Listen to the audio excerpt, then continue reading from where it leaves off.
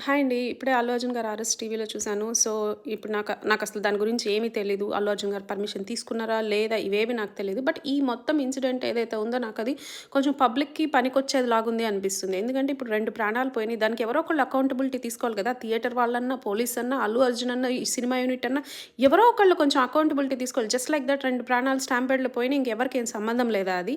So, అసల ఆ movie certificate UA. UA అంటే 12 అండ్ అబోవ్ మాత్రమే చూడాలి. అలాంటిది ఒక లేడీ ఒక చిన్న బాబుతో వస్తే అసలు ఆ థియేటర్ వాళ్ళు ఎలా అలో చేస్తారు ఆవిడని? సో, అలాగే పోలీసులకి 'అల్లు అర్జున్' గారు వస్తున్నట్టు తెలుసా? వచ్చినా గానీ సరైన ప్రొటెక్షన్ ఇవ్వలేదా? లేకపోతే పర్మిషన్ తీసుకోలేదా? థియేటర్ వాళ్ళకి తెలిసినప్పుడు ఎందుకు వాళ్ళు పోలీస్‌కి కాల్ చేయలేదు? లేకపోతే అది ఎవరి రెస్పాన్సిబిలిటీ? ఈ మొత్తం ఎంక్వైరీలో తెలుస్తాయి కదా! ఇప్పుడు 'అల్లు అర్జున్' గారికి ఏమైతది? వాళ్ళకున్న డబ్బుకి పెద్ద పెద్ద లాయర్‌లను పెట్టుకొని వాళ్ళు వాదించుకోగలరు. అదేం పెద్ద కేస్ కాదు. నాకే అర్థమవుతుంది. బట్ ఇదంతా జరగడం వల్ల అట్‌లీస్ట్ ఫ్యూచర్‌లో నెక్స్ట్ హీరోస్ గాని, సెలబ్రిటీస్ గాని ఏదన్నా ఈవెంట్ ప్లాన్ చేసేటప్పుడు పర్మిషన్స్, ప్రొటెక్షన్ చూసుకుంటారు. దానివల్ల ప్రజలకే హెల్ప్